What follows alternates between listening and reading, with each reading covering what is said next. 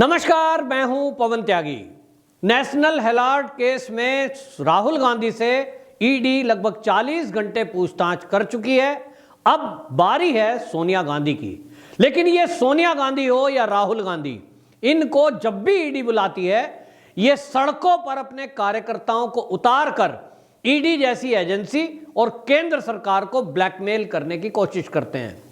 Supreme court, जिस पर सबका एक भरोसा है, सवाल यह है कि इस कांग्रेस को भरोसा क्यों नहीं है। कांग्रेस के पास बड़े बड़े वकील हैं और कांग्रेस ने 70 साल देश में शासन किया है।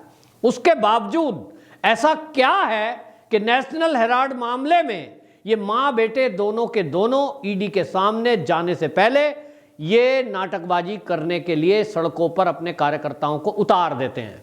राहुल गांधी से जब ईडी ने पूछताछ करी थी, 4 दिन चली उस पूछताछ के समय हमने देखा कि पूरे देश में इन कांग्रेसियों ने धरने प्रदर्शन किए, दिल्ली की सड़कों को जाम किया और आरोप लगाया कि ईडी के जरिए उनके जो मुखिया हैं पार्टी के, राहुल गांधी, सोनिया गांधी, इनको परेशान किया जा रहा है।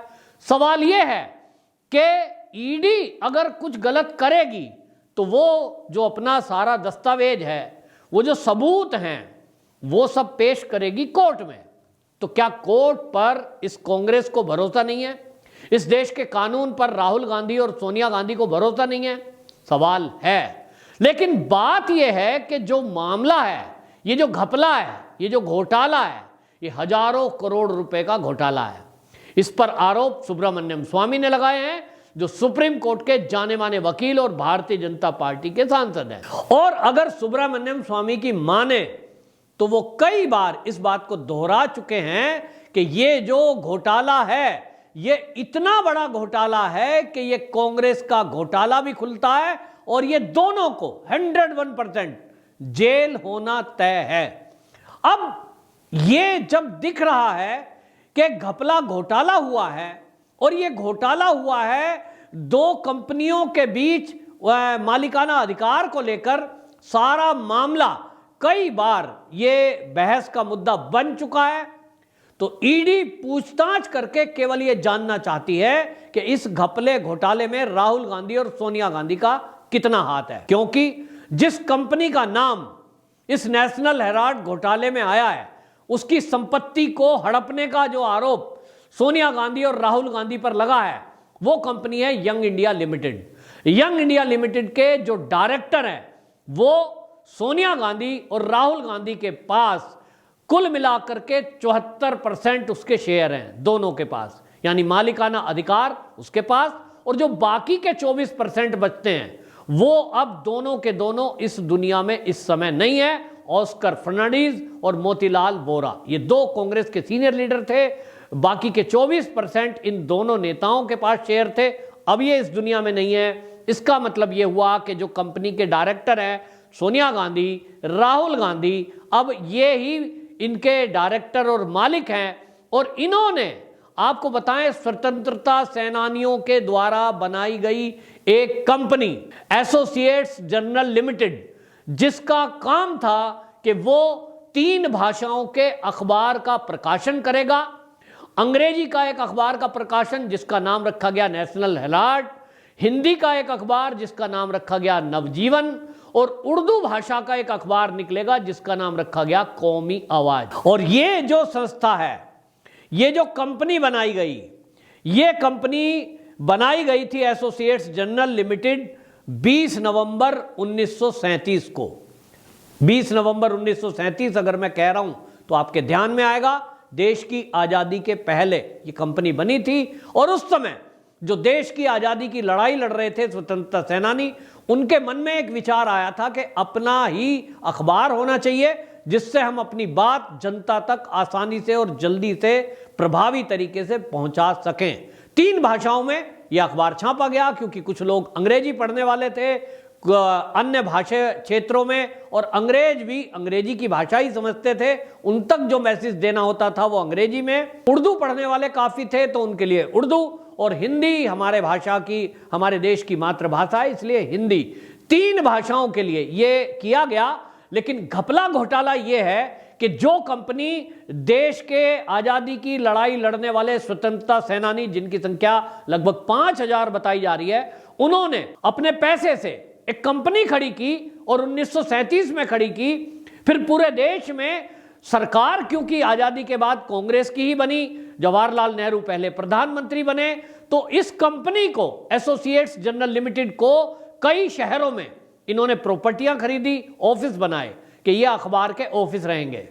घोटाला यह है कि बाद में इस कंपनी की जो प्रॉपर्टी है वो अरबों रुपए की प्रॉपर्टी है, इसको ट्रांसफर कर दिया गया ये बताकर कि कंपनी पे कर्जा है और कर्जा देने वाली कंपनी है यंग इंडिया लिमिटेड। इस यंग इंडिया लिमिटेड के मालिकाना अधिकार किसके पास हैं? सोनिया गांधी, राहुल गांधी के।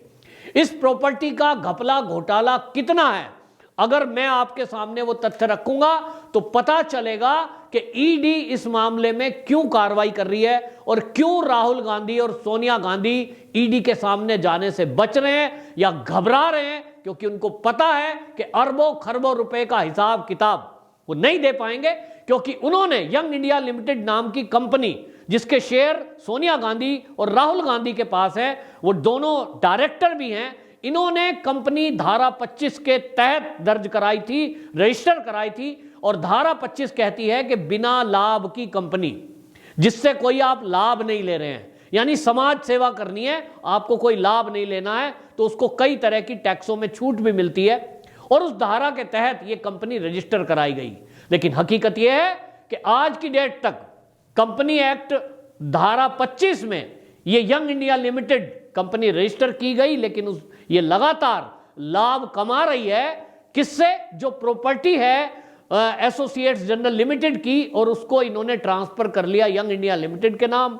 उस प्रॉपर्टी पर कई शहरों में कई जगह शॉपिंग मॉल बन गया है, कई जगह दुकान खुल गई है, लखनऊ में अस्पताल बन गया है और पटना में कॉलोनी काट दी गई है। इसी तरह जो पंचकुला है हरियाणा का, वहां भी एक कॉलोनी काट दी गई है और इसको किराए पर भी दिया गया है। और इसलिए जब बिना लाभ की कंपनी के नाम पर आपने रजिस्टर कराया, तब आप लाभ कैसे ले सकते हैं? और अगर आप लाभ ले रहे हैं तो इनकम टैक्स क्यों नहीं दे रहे हैं? और इसीलिए इनकम टैक्स डिपार्टमेंट ने इसकी जांच शुरू की थी और इसीलिए सुब्रमण्यम स्वामी ने इसकी कंप्लेंट करी थी। और इसीलिए चाहे स्मृति ईरानी ने जो घपला घोटाला का एक प्रेस कॉन्फ्रेंस करके खुलासा किया था, सुब्रमण्यम ने किया है, और दोनों के दावे हैं कि 101% इन दोनों माँ बेटों को जेल होना तय है। और इसी से बौखलाकर ये कांग्रेसी हमेशा सरकार पर दबाव बनाना चाहते हैं। इस समय सत्र चल रहा है, मानसून सत्र चल रहा है सदन का, तो संसद में भी हल्ला करेंगे, सड़क पे भी हल्ला करेंगे, जिससे न्यायपालिका को डराया धमकाया जा सके, ईडी को डराया धमकाया जा सके और सरकार को ब्लैकमेल किया जा सके। मामला सारा क्या है मैं आपको पहले भी बता चुका हूं, एक बार फिर बताता हूं कि जो 3 अखबार चलाने के लिए देश के स्वतंत्रता सेनानियों ने अपने खून पसीने की गाड़ी कमाई इस कंपनी में लगाई, एसोसिएट्स जनरल लिमिटेड, जिसकी स्थापना 20 नवंबर 1937 को हुई, उसमें कांग्रेस पार्टी ने हमेशा पार्टी की तरफ से उस कंपनी को मदद दी गई। और इस कंपनी को मदद दी गई ये कह करके ये भाई देश के हित में और कांग्रेसियों की आवाज के लिए अखबार चलाती है, घाटे में जा रही है कंपनी, इसको ऋण दिए, तो लोग चंदा देते थे। लेकिन इस चंदे के बावजूद 2 अप्रैल 2008 को इस कंपनी ने तीनों भाषा के अखबार छापने बंद कर दिए। अचानक से ये अखबार क्यों बंद कर दिए गए? कहा गया कि कंपनी घाटे में जा रही है, कर्मचारियों को, पत्रकारों को वेतन देने के लिए नहीं है, और इसलिए अब इसको हम और नहीं चला सकते। इसके आगे खेल शुरू होता है। खेल क्या शुरू हुआ कि 2008 में न्यूज छापना बंद हो गया। 2010 तक जो ये एसोसिएट्स जनरल लिमिटेड एजेएल, जिसको शॉर्ट में कहते हैं, ये एजेएल ने कांग्रेस पार्टी का ये बताया कि भाई 90.21 करोड़ रुपया बकाया है एजेएल पर, क्योंकि कांग्रेस लगातार मदद करती थी पार्टी, तो पार्टी मदद कर रही है और 90 करोड़ रुपया बकाया है, वो देना है। 23 नवंबर 2010 में एक नई कंपनी बनाई जाती है कांग्रेस के द्वारा, यंग इंडिया लिमिटेड। और यंग इंडिया लिमिटेड के शुरुआत में जो डायरेक्टर रखे गए वो 2 डायरेक्टर रखे गए। एक का नाम था सुमन दुबे, दूसरे डायरेक्टर थे सैम पित्रोदा, जिनका नाम सत्यन पित्रोदा है।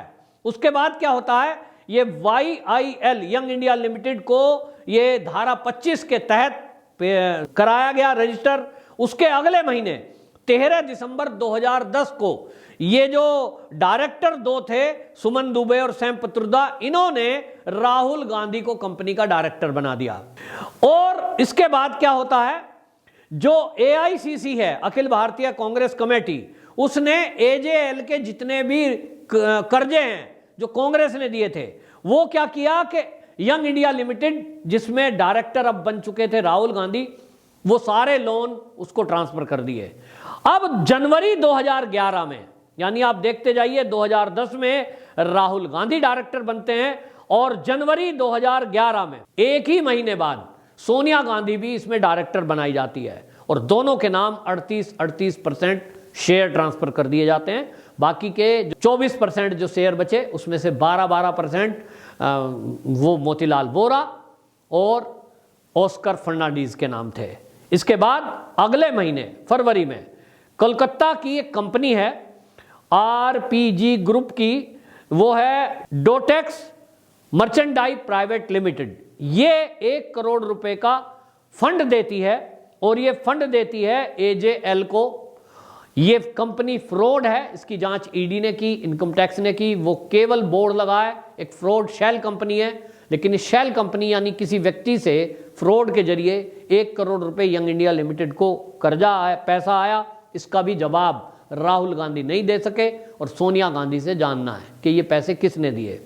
अगले महीने फिर क्या होता है, जो AJL है, इसके पूरे शेयर यंग इंडिया लिमिटेड को ट्रांसफर कर दिए जाते हैं। अब ये खेल देखिए कि एक कंपनी है, उसका अरबों रुपए की संपत्ति देश में है, जो देश की आज़ादी के बाद बनी थी एसोसिएट जनरल लिमिटेड, उसके पूरे शेयर यंग इंडिया लिमिटेड यानी राहुल गांधी सोनिया गांधी की जो कंपनी है, जिसमें वो दोनों डायरेक्टर हैं और मालिकाना अधिकार है, अब शेयर सारे इनको ट्रांसफर हो गए और 90 करोड़ का जो कर्जा था इस पर एसोसिएट जनरल पर, उसकी एवज में सारे शेयर ट्रांसफर हुए और मात्र 50 लाख रुपए ये कहा गया कि भाई उसको दे रहे हैं या एसोसिएट जनरल लिमिटेड को, और शेयर बाकी सारे इसके खरीद लिए।